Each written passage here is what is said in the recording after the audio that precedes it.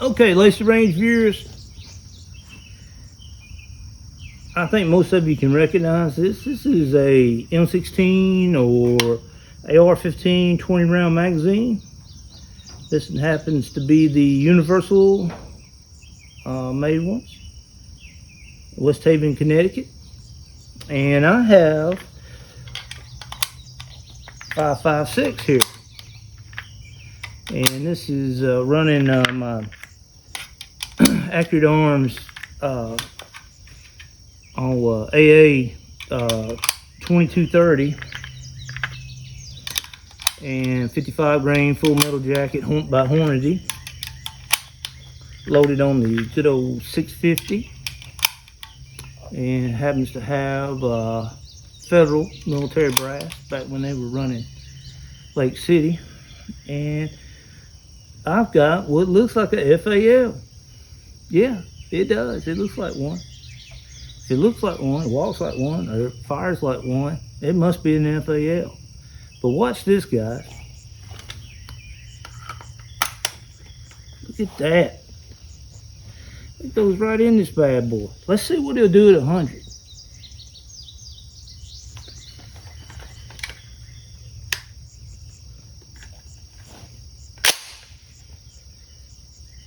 All right, I didn't paint the targets from shooting the Brazilian FAL. And of course, this is the Brazilian 2 SAR 4800 5.56 SAR Sporter. And then we flip over here, Springfield Armory, made in Brazil. So it is the little brother.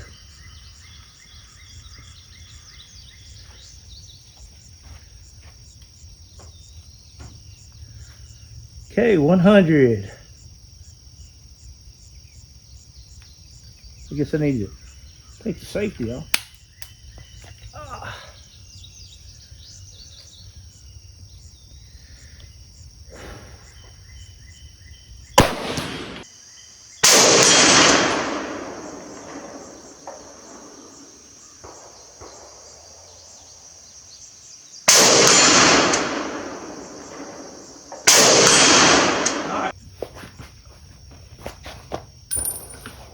All right, the 200's chewed up a little bit, but we'll be all right. The safety on this is a stiff.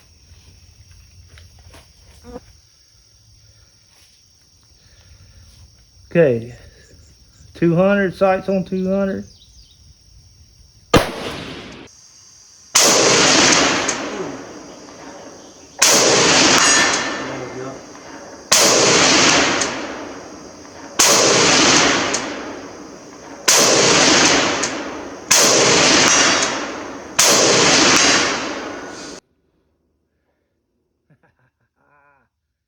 All right, what I got? Oh, it is shooting left just enough.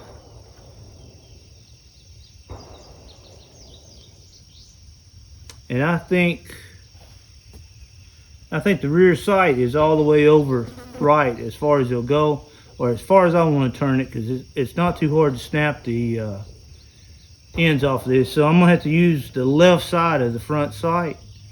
And we just went through 10 rounds. But you know what? I don't care, because that felt good.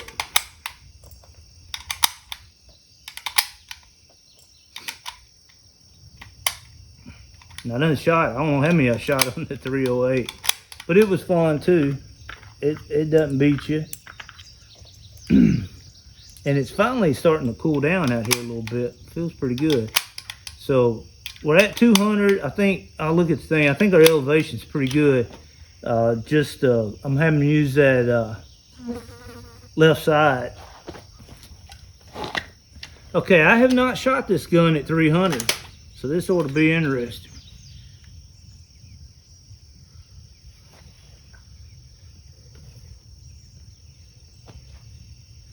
And on the rear sight back here, it is calibrated for 5.56 because what they've done, they milled the numbers, the 308 numbers off, and put other ones on there. So, or at least that's what it looks like to me.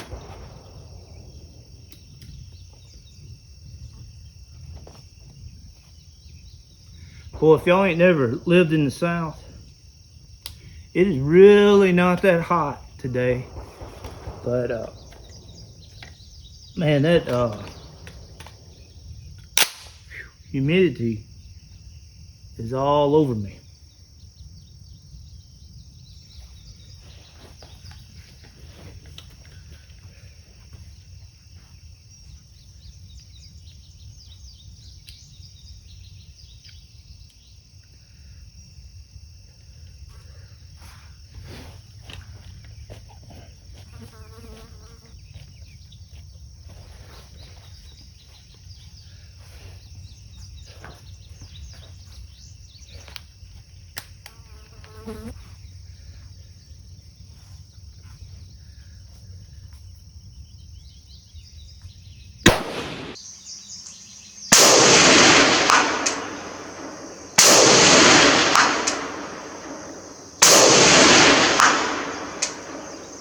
All right, that's 3 quick hits at 300. I doubt the group's that good, but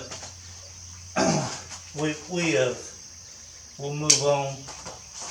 Not bad, not bad. All right, let's go up one. All right, rear sight on 4.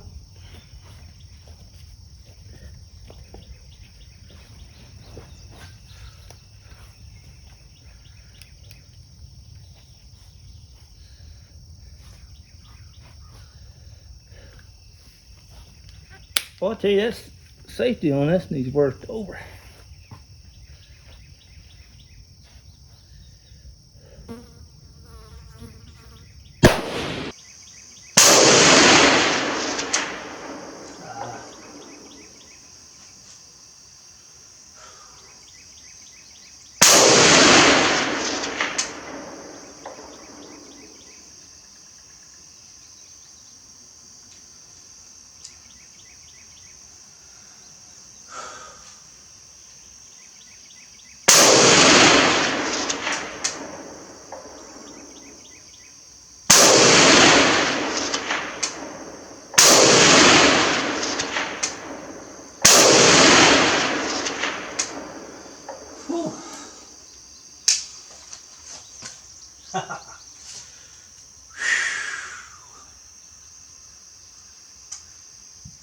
Let's see. Oh, let me watch the film. Let's see where that goes. All right, guys, we wasn't off by much. Not much at all. And I think I can. You know what's funny? And sometimes you see this happen with rifles. Now, I've been having to aim with the left side of the sight on the left side of the target, which, you know, when the target's smaller, like at 500, you know, that's quite a bit of aiming right. But everything I shot then was on the right side, so I'm gonna have to come back a little bit more toward the center. And sometimes that happens.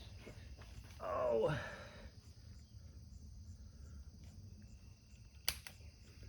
Might want to call it the Cornholius effect. You know, from Beavis and Butthead, Cornholio.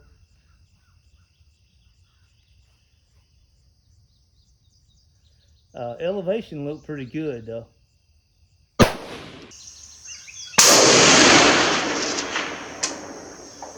Alright, but I don't know if that was a hit or not.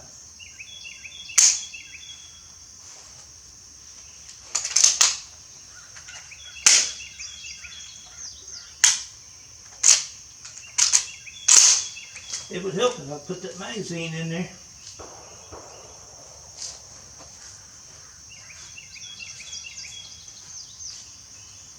Alright, I'm aiming at the base. Left side of the sight is on the left side of the target.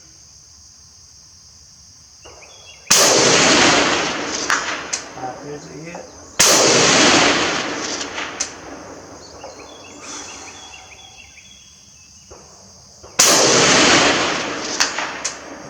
hit.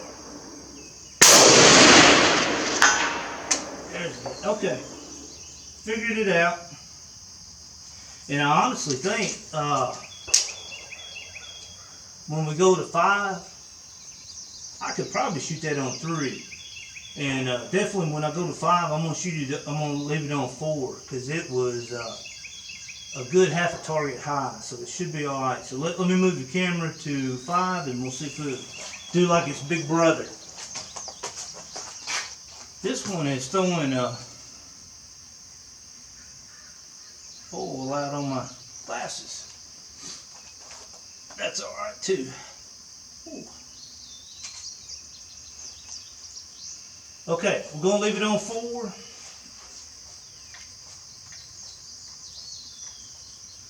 And we're gonna go for 500. Safety off.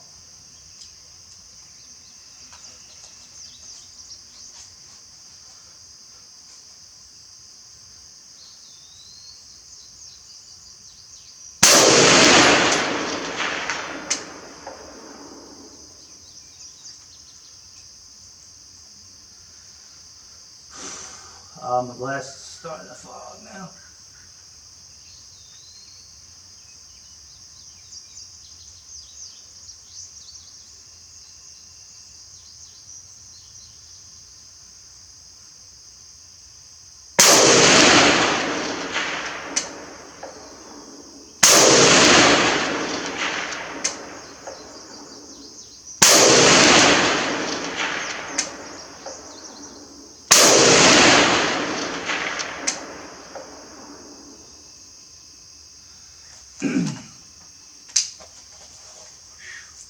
What? Powder's smelling good. My glasses are starting to fog from the humidity down here. All right, let me watch this, and let's see where we're at. All right, there's the hit.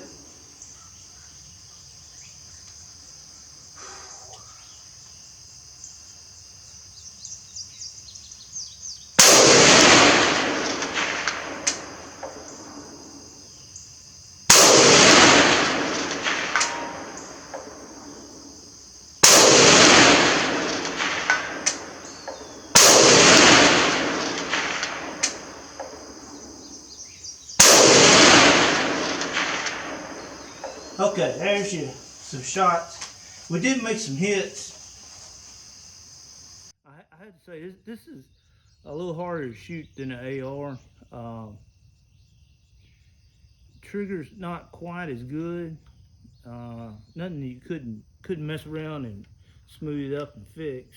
And I mean, shooting it though, guys, God, it's a big old heavy thing. I shouldn't say big old heavy thing, but it is heavy. No recoil whatsoever. If this thing was in full auto, I mean, man, you could hold it, boy. I mean, you could tear something up, boy. It is that heavy, and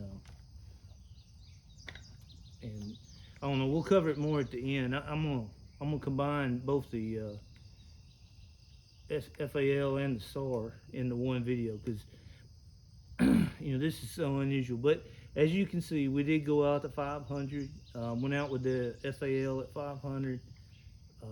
The guns are capable, fully capable, and I want to thank my buddy again out there in East Tennessee, letting me shoot this. This is, a lot of people never get to see these, and most of them never get to shoot them. So I really feel lucky and privileged to do that, and I'm glad I could bring it to y'all. Okay, Lacey Range viewers, this particular video is going to cover for 2 guns. We got the Imbel FAL 308 7.62 by 51 right here, and we have the Imbel N556. Now, just for giggles, crap and giggles, I guess. All right, we got the vaunted FNC right here, and we've got the DSA Para FAL, of course, in 308 or 7.62. and of course it's painted up like a roadie. To as much as much again, as y'all notice, I'm not a big fan of painting guns, but this is how I bought it. But yeah, like I say, I've done a video on both of these guns right here. Done on the same day, shooting one and shooting the other one, and I love a FAL. I really do. And I think in other videos I may have talked about this. Uh, you know, the G3, the FAL, and the M1A or M14, the AR-10, the original AR-10, not what we're messing with today. They are all great guns. I mean, they really are. Now, my preference would be for the FAL. I've got M1As, and I love them. I love them. But FAL, as far as a battle rifle, is to me the thing to go with. Now, G3 is another great gun, but my lord, is it violent? That's my only thing against it. It's like holding an explosion in your hand and letting it go off. But we'll do videos on them later. But like I say, it's on these two guns right here. Now, my buddy up in East Tennessee let me borrow this 5.56 FAL by Imbel, and you know, I knew they were out there. I never thought I'd get the opportunity to shoot one of them, and I have to say it is different. It is different. Of course, it's imported by Springfield, and of course, it's on the SA-48 match receiver. It's marked SAR 4800 5.56 SA-SR Sporter. Okay, and of course it came in during the band days, so this is a fake muzzle brake right here, or flash hider rather. The barrel comes flush with the barrel right there, so that's a solid barrel, and locks back right there. Push your bolt forward. The pivot screw, what I would call it, where you can break the FAL down, has now become the magazine release for the 5.56. And of course, it'll use a 30-round magazine just as well as this 20 right here. And drop free.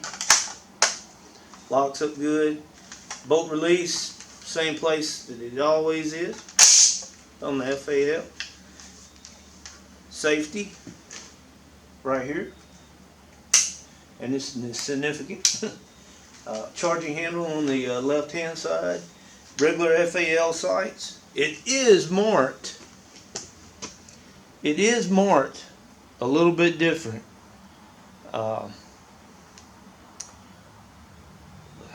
And it still goes out to 600 meters, but of course it doesn't use the full ramp like the 308 one does. And I think from shooting it, y'all will be able to tell that, you know, this is not the most accurate gun I've ever shot. I mean, it's just not. And you know, that may be why the Brazilians didn't go with it. Is it horrible? No, it's not horrible. It's not horrible, but it's not going to run with your normal AR. You know, even a cheap AR, which a lot of guns don't, but this one in particular. And then for the weight, guys, I mean, this you got to be much man to want to carry this around for what the cartridge gives you. And I assume a lot of that weight is because of the barrel being the normal thickness of the 308, but with only a 5.56 bore going through it. But it is nicely built. Of course, Springfield Armory done them. This one does not have a carry handle on it. I'm not for sure if that's somebody took it off. It does have the space for it, and it sure doesn't look like one's been in there. So I don't know if they were sent in without them. But something for you to think about. If you ever do get the chance to get one, collector wise, I would jump all over it. Shooting wise, I don't know if you're gonna be happy with it. You know, I've got the sight kicked over all the way over to one side, and still really need to go just a little bit more. So I'm gonna assume if this was mine, I would probably rotate the barrel just a tad bit so you can truly get it zeroed. But like I say, it's 16-inch barrel, so it's much like the Para. We put them side by side right here. You know, 18-inch. Well, okay, I should change that. Probably a little longer than 18 inches. But I think I'd much rather carry an A2 any day. It's, I know y'all can't feel it, but it's heavy.